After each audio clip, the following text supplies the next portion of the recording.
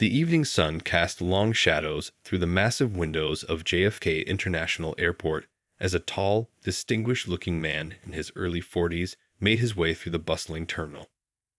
His comfortable gray hoodie and well-worn jeans stood in stark contrast to his usual surgical scrubs. But after a grueling 12-hour surgery, comfort was all he could think about. Dark circles under his eyes told the story of someone who had just saved a life in the operating room. As he walked, his hand unconsciously touched the hospital ID card still clipped to his hoodie, a habit from his long days at the hospital. The ID showed his impressive credentials: Chief of Pediatric Neurosurgery at one of New York's most prestigious hospitals. But right now, he was just another tired traveler trying to catch a flight to Chicago. His phone buzzed again. Another message from the Chicago medical team. They needed him there as soon as possible. A young patient with a rare brain condition required his expertise, and every minute counted. He had already reviewed the scans during his brief break between surgeries, and he knew this case would be challenging. But that's why they called him. He was known for taking on the cases others deemed impossible. Rolling his small carry-on suitcase, he navigated through the crowd, politely stepping aside for a family with young children. One of the kids reminded him of his patient from earlier that day. Same age, same innocent smile. That surgery had been successful, thanks to a groundbreaking technique he had developed. The medical journals were still buzzing about it, and he had given several lectures on the procedure just last month. The first-class ticket had been booked by the Chicago hospital, a necessity given that he would need to review complex medical files during the flight. As he approached the check-in counter, he pulled out his booking confirmation and ID while mentally preparing for the delicate surgery ahead. The terminal was packed with the usual evening crowd. Business travelers in suits, families heading for vacations, and airline staff hurrying between gates. He couldn't help but notice how other passengers moved swiftly through the check-in process. A businessman in an expensive suit was quickly processed at the next counter. A family of 4 got their boarding passes with just a glance at their documents. The efficiency of the system was working smoothly for them. Standing at the counter, he maintained his usual composed demeanor, the same calm presence that had served him well in countless high-pressure surgeries. Little did he know that this routine business trip was about to turn into something that would shake the entire airport and spark a national conversation of prejudice and presumptions. His thoughts drifted to the young patient waiting in Chicago as he handed over his documents to the check-in agent. The child's parents had been desperately searching for someone who could perform this complex surgery. He had reviewed the case multiple times and knew exactly what needed to be done. Years of experience had taught him that sometimes the most challenging moments came not in the operating room, but in the everyday situations where people's preconceptions got in the way of doing what was right. The fluorescent lights overhead buzzed softly as he waited for the agent to process his ticket, unaware that he was about to become the center of an incident that would change airline policies forever. His medical bag, containing essential references for the upcoming surgery, hung heavily on his shoulder, a physical reminder of the responsibility he carried and the lives that depended on his timely arrival in Chicago. The check-in agent's welcoming smile faded as she looked up from her computer screen. Her eyes darted between the first-class ticket and the man standing before her, dressed in his casual travel clothes. The sudden change in her demeanor was subtle but noticeable. "Is there a problem?" the doctor asked quietly, already recognizing the familiar signs of what was about to unfold. He'd been in similar situations before, though he had hoped things would be different at a major airport like JFK. "Sir, could you please show me your ID again?" the agent asked, her voice taking on an edge that wasn't there moments before. The doctor calmly reached for his wallet, even though his ID was already sitting on the counter right in front of her. Meanwhile, at the next counter, another passenger breezed through the check-in process without a second glance. "I also need to see your hospital identification," she added, though this wasn't a standard requirement for boarding a flight. The doctor took a deep breath, remembering his years of training and staying composed under pressure. He unclipped the hospital ID from his hoodie and placed it next to his driver's license. "I've noticed some irregularities," the agent said, emphasizing the last word while reaching for her phone. "I'll need to contact my supervisor." Her fingers were already dialing before she finished speaking. The doctor glanced at his watch, thinking about the young patient waiting in Chicago. Every minute of delay meant precious time lost. A small crowd of travelers had started to slow their pace near the counter, some pretending to check their phones while watching the scene unfold. A few pulled out their devices, sensing that something newsworthy might be happening. The doctor noticed all of this from the corner of his eye, but kept his attention focused on the agent. "Ma'am," he said, his voice carrying the same steady tone he used to reassure nervous parents before surgery. "I'm a physician heading to Chicago for an emergency procedure. Time is extremely important here. Could you please explain what irregularities you're seeing?" The agent shifted uncomfortably but didn't answer his question. Instead, she spoke in hushed tones into her phone. "Yes, at counter 7. Yes, right away." She looked up at him with an expression that mixed suspicion with something that might have been embarrassment. "Security will be here shortly to verify your documentation." The doctor's phone buzzed again.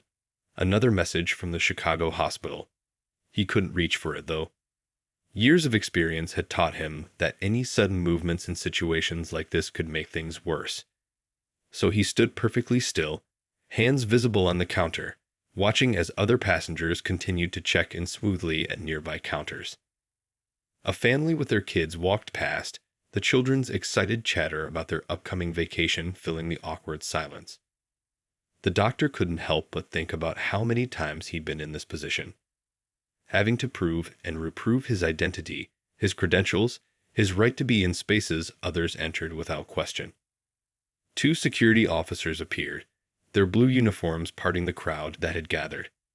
They positioned themselves on either side of the counter, hands resting near their belts. The supervising agent wasn't far behind, her heels clicking against the terminal floor as she approached. "Sir, we need to verify the authenticity of your documents," the supervisor announced, loud enough for nearby passengers to hear.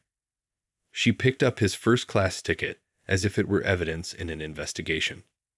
It's unusual to see last-minute bookings in first class, especially for this route. The doctor listened to her words, noting how she carefully avoided saying exactly what was unusual about his booking. He felt the weight of the stares from other travelers, some sympathetic, others curious, a few clearly uncomfortable with what they were witnessing.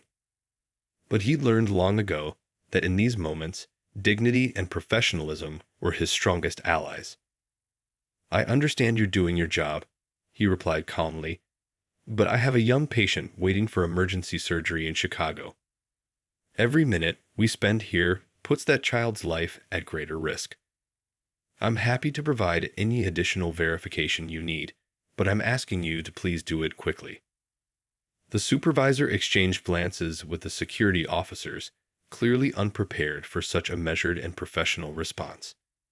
The tension in the air grew thicker as more passengers stopped to watch, phones recording what was quickly becoming more than just a routine document check. The situation at the check-in counter had turned into something that felt more like a scene from a movie than a routine airport check-in. 3 more security officers joined the original 2, forming a loose circle around the doctor. Travelers passing by slowed down, many now openly filming with their phones. The doctor could hear whispered conversations and see disapproving head shakes from some of the onlookers. "Sir, please step aside from the counter," one of the officers requested, his hand resting on his radio. The doctor complied smoothly, keeping his movements slow and deliberate. His medical bag felt heavier now, filled with the files of the young patient who desperately needed his help in Chicago. "I'd like to speak with your airline's senior management," the doctor said, his voice remaining steady despite the growing tension. "This is a time-sensitive medical situation, and I believe there's been a misunderstanding." He reached slowly into his hoodie pocket, causing several officers to tense up. "I'm just getting my phone," he explained calmly, "to show you the emergency request from the Chicago Children's Hospital." A small crowd had gathered now, keeping a respectful distance, but clearly invested in what was unfolding. Among them, business travelers delayed their own check-ins to watch, while parents pulled their children closer, creating an uncomfortable atmosphere of anticipation and unease.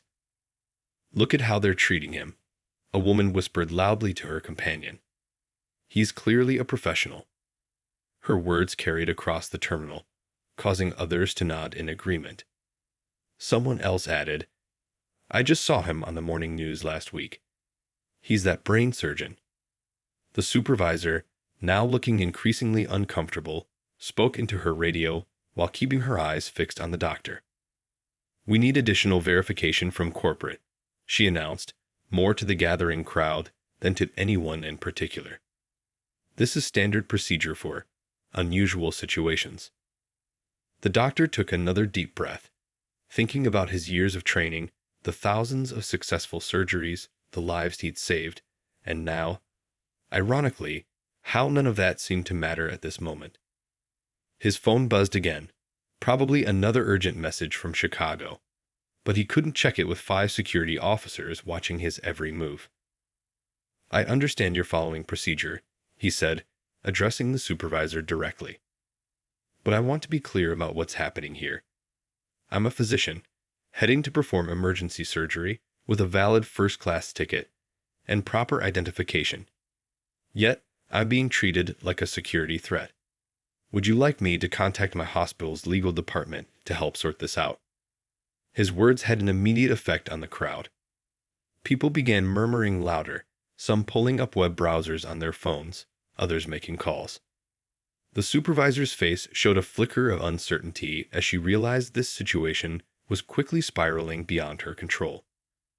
A young man in the crowd raised his voice. "This is ridiculous. I just looked him up. He's one of the top surgeons in the country." He held up his phone, showing a news article to those around him. More people began searching online, and the murmurs grew louder as they discovered who they were watching being detained. The doctor maintained his professional composure, though inside he was acutely aware of how precious time was slipping away. Every minute spent here was another minute that young patient in Chicago had to wait. He'd dealt with prejudice before, but never had the stakes been quite so high. "Ma'am," he addressed the supervisor again, "while your team verifies whatever they need to verify, could you at least check if there's another flight to Chicago? There's a child's life at stake here." His voice carried no anger, just a deep concern for his patient, and this seemed to touch something in the people watching. The crowd had grown larger now, with airport staff and other airline employees stopping to observe. Phones continued recording, and some people were already posting on social media. The story of a distinguished doctor being prevented from boarding his flight was beginning to spread beyond the confines of the terminal. The tension in the air was palpable, but something else was building too. A sense that this moment was about to change. The doctor could feel it, the security officers could feel it, and most certainly, the growing crowd of witnesses could feel it. They were all about to learn a powerful lesson about prejudice, professionalism, and the price of making assumptions. Just as the situation seemed to be reaching its boiling point, a commotion stirred at the edge of the crowd. A young woman in light blue scrubs pushed her way forward, still wearing her hospital ID badge from her shift in Chicago. Her eyes widened with recognition as she got closer to the scene. "Oh my goodness, I can't believe this," she exclaimed, loud enough for everyone to hear. "I was just at your lecture last month at the medical conference." She turned to the security officers and airline staff, her voice filled with a mix of excitement and disbelief. "Do you have any idea who this is?" The doctor looked at her, remembering the packed auditorium where he had presented his groundbreaking surgical technique. The young nurse's presence felt like a ray of hope breaking through storm clouds. "I still have the slides from your presentation saved on my phone," she continued, quickly pulling out her device. "You changed how we treat pediatric brain tumors. Every neuroscience department in the country knows your work." The security officers exchanged uncertain glances. The supervisor shifted uncomfortably as the nurse held up her phone, showing everyone nearby the doctor's presentation slides from the medical conference. The images showed him in surgical scrubs, performing the complex procedure he had pioneered. "I work at the Children's Hospital in Chicago," the nurse added, her voice carrying across the now silent terminal. "We've been preparing all day for your arrival. There's a 7-year-old patient whose family has been praying you'd make it in time." Other medical professionals in the terminal, who had been quietly watching the scene unfold, began stepping forward. A resident doctor from Boston spoke up. "I studied your research papers in medical school. Your techniques have saved countless lives." An elderly gentleman using a walker made his way to the front of the crowd. "That man operated on my granddaughter last year," he announced, his voice trembling with emotion. "When every other doctor said it was hopeless, he found a way. My granddaughter is in 2nd grade now, thanks to him." The atmosphere in the terminal shifted dramatically. What had started as a tense confrontation was transforming into something entirely different. The security officers began to look embarrassed, and the airline staff's faces showed growing horror as they realized their mistake. A group of medical students, who had been returning from a conference, pulled up recent medical journals on their tablets. "Look," one of them said, showing the screen to others nearby. His surgical technique was featured on the cover of last month's medical journal. "It's revolutionizing how we approach pediatric neurosurgery." The doctor remained calm through all of this, though the corners of his mouth turned up slightly as he watched understanding dawn on the faces of those who had been questioning his presence. His phone buzzed yet again. Another urgent message from the Chicago hospital. "Now that my credentials have been verified by half the medical community," he said quietly to the supervisor, "may I please check these messages? They're about my patient in Chicago." His words carried no bitterness, only concern for the child waiting for his help. The nurse from Chicago stepped closer to the airline staff. "That family has been waiting months to get an appointment with him. Do you understand what you're doing here? Every minute we delay puts that child's life at greater risk." People in the crowd had their phones out, but now they weren't just recording. They were pulling up news articles, medical journals, and videos of the doctor's lectures. The evidence of his identity and accomplishments was overwhelming, making the airline's actions look increasingly discriminatory. A younger security officer finally broke ranks, stepping forward with the doctor's documents in hand. "Sir," he said, his voice heavy with regret, "your identification checks out completely. I'm so sorry for the delay." The other officers quickly backed away, their earlier suspicion replaced by visible shame. The terminal had become eerily quiet, with hundreds of travelers watching this powerful moment unfold. It was more than just a case of mistaken identity. It was a mirror being held up to society's prejudices, and everyone present could see their reflection in it. The supervisor stood frozen, her face ashen, as she realized what they had done and what it meant, not just for them personally, but for their airline, their airport, and the entire profession. They had almost prevented a world-renowned surgeon from saving a child's life, all because of baseless suspicions and preconceptions. The nurse from Chicago was still scrolling through her phone, her hands shaking slightly with a mix of excitement and indignation. "Here," she said, turning her screen toward the airline staff. "This is from just 3 weeks ago. His new surgical technique made headlines worldwide." On her screen, a video played showing the doctor performing his revolutionary procedure. The crowd pressed closer, dozens of faces illuminated by phone screens as more people pulled up similar articles and videos. The terminal had become eerily quiet, with only the occasional airport announcement breaking the silence. "That surgery lasted 16 hours, someone in the crowd read aloud from an article. "He developed a way to remove brain tumors that other doctors said were inoperable. The medical community is calling it a breakthrough of the decade." The supervisor's face had turned pale as she watched more evidence of the doctor's identity and achievements appear on phones throughout the terminal. Each new article, Each video, each medical journal cover made the airline's actions look worse. Last month, the nurse continued, her voice growing stronger, he operated on twins who were given no chance of survival. Both children are now healthy and back home with their families. She looked directly at the security officers. And right now, another child is waiting for him in Chicago. The doctor's phone buzzed again. This time, the supervisor herself gestured for him to check it. Please, she said, her voice barely above a whisper. You should respond to your hospital. As he read the message, his expression grew more concerned. The patient's condition is deteriorating, he said quietly. They need to know when I'll arrive for surgery. He looked up at the airline staff, years of handling medical emergencies evident in his steady gaze. Every minute we waste here reduces that child's chances. A businessman in the crowd, who had been quietly making calls, stepped forward. I just spoke with my brother. He's a board member at the Chicago Children's Hospital. He confirmed everything. They've had an operating room on standby since morning, waiting for you. The revelation hit the crowd like a wave. This wasn't just about delayed travel plans or inconvenience. This was about a child's life hanging in the balance. Parents in the crowd hugged their own children closer, imagining what it would be like to be waiting desperately for a surgeon who was being needlessly detained. I read about his work during my residency. Another doctor in the crowd spoke up. He's developed techniques that are being taught in medical schools across the country. There are children alive today who wouldn't be if not for his innovations. The young security officer who had stepped forward earlier was now quickly gathering the doctor's documents.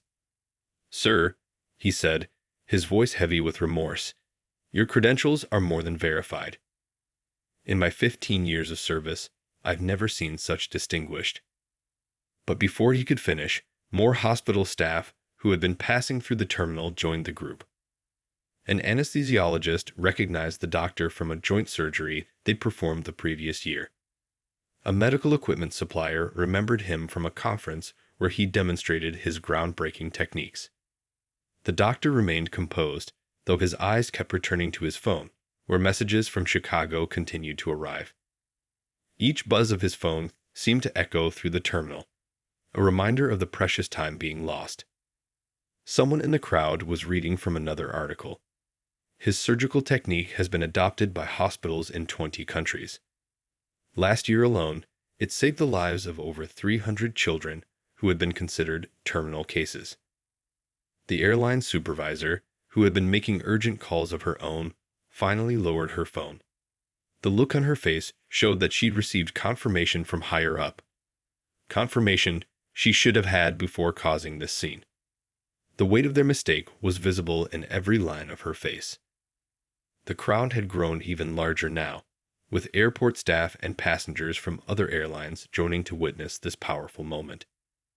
Everyone present understood they weren't just watching a case of mistaken identity being resolved.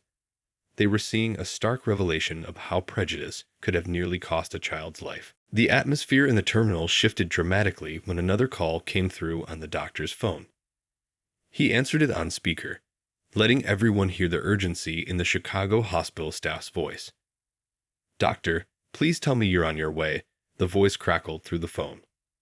The patient's pressure is increasing. The parents are asking about your arrival time every few minutes. The terminal fell completely silent, every person straining to hear the conversation. The doctor's professional calm showed its first crack as he responded. There's been a delay at security. One of the latest readings. He pulled out his tablet, ready to review the numbers. Temperatures up to 102. Pressure continuing to rise. We've tried everything in the protocol you sent, but the voice paused, and everyone could hear the beeping of hospital monitors in the background. The family is asking if we should consider other options. They're terrified of waiting too long. An older lady in the crowd couldn't hold back her tears. That could be any of our grandchildren, she whispered, loud enough for the airline staff to hear. The supervisor looked like she might be sick, finally understanding the full impact of their actions. The nurse from Chicago stepped forward again, speaking into the doctor's phone. He's on his way. I'm here with him at JFK. Tell the family their doctor is coming. She turned to the airline staff, her eyes blazing. This child has a rare condition. There are maybe 3 surgeons in the entire country who can perform this procedure, and you're holding up the best one. The doctor was already reviewing brain scan images on his tablet, his fingers moving quickly across the screen. Tell Dr. Chen to start the pre-operative procedures. I'll guide him through the preliminary steps by video call while I'm in the air. A pilot who had been watching the scene unfold stepped forward, still in his uniform from an earlier flight. That's a 3-hour flight to Chicago, he said, looking at his watch. Even if we get him on the next plane immediately. The next 3 hours are crucial, the doctor explained, his voice steady but urgent. This type of pressure buildup in a child's brain. We have a very narrow window of time. He looked up from his tablet, making eye contact with the airline supervisor. Every minute counts, literally. The gravity of the situation had transformed the terminal. Parents pulled their children closer, business travelers put away their phones, and even the security officers looked shaken. This wasn't just about a delayed flight anymore. It was about life and death. Another call came through from Chicago. This time, it was a parent's voice, trembling with emotion. Doctor, please. Our child. They say the pressure is getting worse. Are you coming? Please tell us you're coming. The doctor's response was immediate but gentle. I'm doing everything I can to get there. Keep talking to them. Keep them calm. I promise you, I'm on my way. The pain in his voice was evident. The pain of knowing he could help, should be helping, but was stuck hundreds of miles away because of unfounded suspicions. The Chicago nurse was already on her phone, calling the hospital. Get the oar ready, she instructed. As soon as he lands, we're going straight into surgery. Every second will count. A young mother in the crowd, holding her own child, spoke up. Can't they find another doctor? The question hung in the air for a moment before the nurse answered. This isn't a routine procedure, she explained. His technique is revolutionary because it's the only way to operate on this type of condition without causing permanent damage. He developed it himself. He's been training other surgeons, but right now, he's the only one who can perform it successfully on a child this young. The terminal had become completely still. Even passengers rushing to their own flights slowed down, sensing the weight of what was happening. The regular airport announcements seemed muted, as if even the building itself was holding its breath. The doctor's tablet showed new images from Chicago, the latest brain scans. Everyone could see the concern deepen on his face as he studied them. Time wasn't just running out. It had already run out too far. The airline's regional director burst through the crowd, slightly out of breath from running through the terminal. Her face showed she had already been briefed about the situation. The clicking of her heels came to an abrupt stop as she took in the scene. The gathered crowd, the security officers, the medical professionals, and the distinguished doctor still waiting with his tablet, displaying critical medical data. I came as soon as I heard, she said, her voice carrying across the now silent terminal. Doctor, on behalf of our entire airline, I cannot begin to express how deeply sorry we are for this inexcusable incident. As if on cue, phones throughout the terminal buzzed and chimed. The video of the incident had already gone viral. People in the crowd were seeing their own recordings being shared thousands of times across social media platforms. The hashtag let the doctor fly was trending. Sorry isn't enough, called out someone from the crowd, holding up their phone. Look at these comments. This is happening all over the country, every day. It just usually doesn't happen to someone who's trying to save a child's life.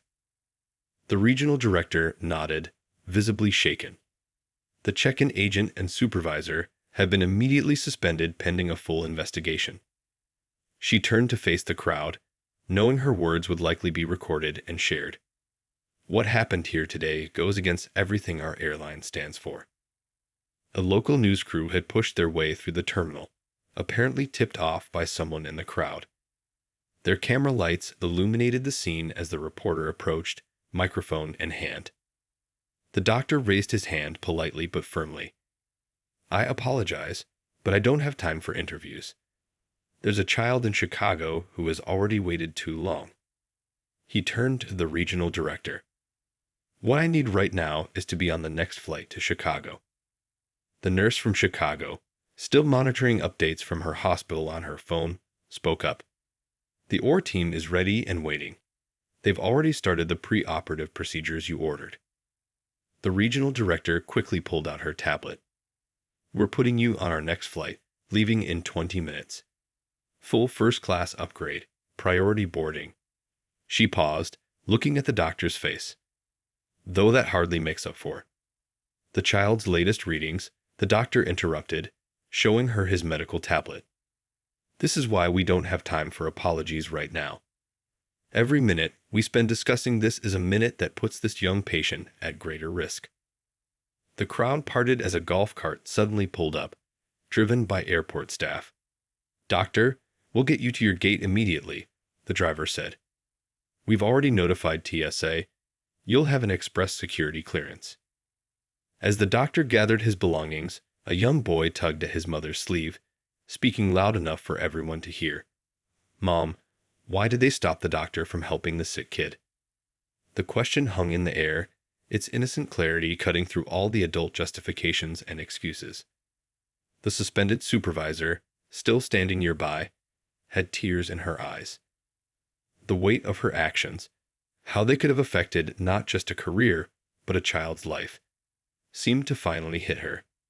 "Doctor, But the doctor was already focused on his tablet, reviewing surgical plans while climbing onto the cart. The Chicago nurse jumped on as well, her hospital ID swinging from her neck. "I'm on the same flight," she explained. "I'll brief you on any updates during the journey." As the cart began to move, people in the terminal began to applaud. It wasn't a celebration. It was more like an apology, a collective acknowledgement of something that should never have happened. The local news crew caught the doctor's final words before he disappeared down the terminal. "Let's not make this about what went wrong here today. Let's make it about making sure it never happens again. Right now, I need to focus on saving a child's life." Social media was exploding. The videos were being shared by celebrities, politicians, and medical professionals worldwide. What had started as a terrible display of prejudice had transformed into a powerful moment of reckoning. One that would force not just this airline, but the entire industry to face some uncomfortable truths. The airline sprang into action with an urgency that should have been there from the start. Within minutes, the doctor's new boarding pass was printed, marked with top priority status. The flight crew had already been notified, and the pilot himself came to escort him to the plane. "We've arranged for clear air traffic priority," the pilot explained as they rushed through the terminal. "I've been in contact with Chicago Air Control. They understand the situation.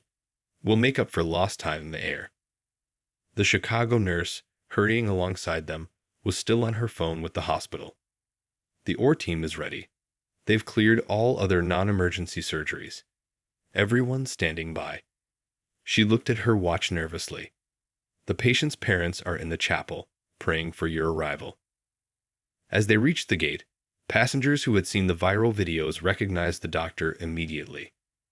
Without being asked, they stepped aside, creating a path to the plane. An elderly gentleman even helped carry the doctor's medical bag. "My granddaughter had brain surgery last year," the man explained softly. "Different hospital, different doctor, but I remember that waiting feeling. No family should have to endure that longer than necessary." The flight attendants had already prepared the first-class cabin. They cleared extra space for the doctor's medical equipment and created a makeshift workspace where he could review surgical plans during the flight. One of them had even arranged for a direct phone line to the Chicago hospital once they reached cruising altitude. As the doctor settled into his seat, his tablet already open to the patient's latest scans, the pilot made an unusual announcement over the intercom. Ladies and gentlemen, we have a special situation today. We're carrying a surgical team to Chicago for an emergency procedure. We'll be flying at maximum safe speed. Please understand if the service is minimal. Our priority is getting these medical professionals to their patient as quickly as possible. The entire plane broke into supportive applause. A businessman in first class immediately offered to switch seats with the Chicago nurse so she could sit closer to the doctor and help prepare for the surgery. I've been watching this story unfold on social media, the businessman said. My meeting in Chicago can wait. This child can't. During takeoff, passengers could see the doctor already deep in concentration, studying surgical diagrams and making notes. The nurse sat beside him, relaying updates from the Chicago team. Their focused dedication made the earlier confrontation at check-in seem even more shameful. Through the plane's windows, they could see airport ground crews clearing a priority path for their aircraft. The pilot's voice came over the intercom again. We've been given immediate clearance for takeoff. Weather conditions are favorable. Expected flight time is 2 hours and 45 minutes, about 20 minutes faster than usual. As the plane took off, passengers on the right side could see the terminal where everything had unfolded just an hour before. News vans were still pulling up, and crowds of people stood at the windows, watching their aircraft depart. The airline's regional director, still at the terminal, was giving a press conference. On passengers' phones, they could see her announcing immediate changes to the airline's training policies and promising a full investigation into the incident. Sometimes it takes a moment of crisis to see where we've failed, she was saying on the live feed. Today, we almost let our biases prevent a child from receiving life-saving surgery. That's not who we want to be as a company, and that's not who we should be as a society.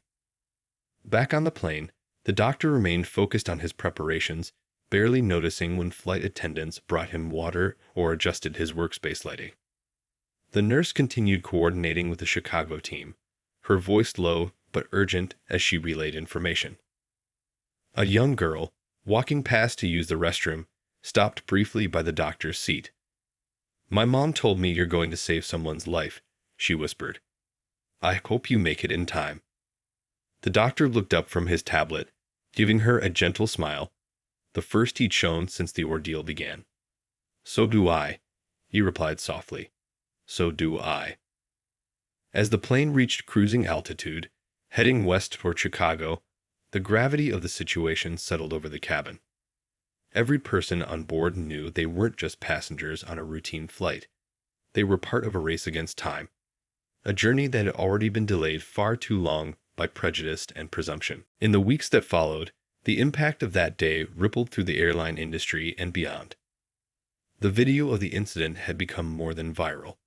It had become a catalyst for change. Major news networks ran the story not just as a single incident, but as a starting point for a larger conversation about prejudice in everyday life. The child's surgery had been successful. After 3 intense hours in the operating room, the doctor had emerged tired but triumphant. The waiting room had erupted in tears of joy when he announced that the procedure had gone exactly as planned. The parents, who had spent hours praying in the hospital chapel, hugged him with such gratitude that even the seasoned nurses had to wipe away tears.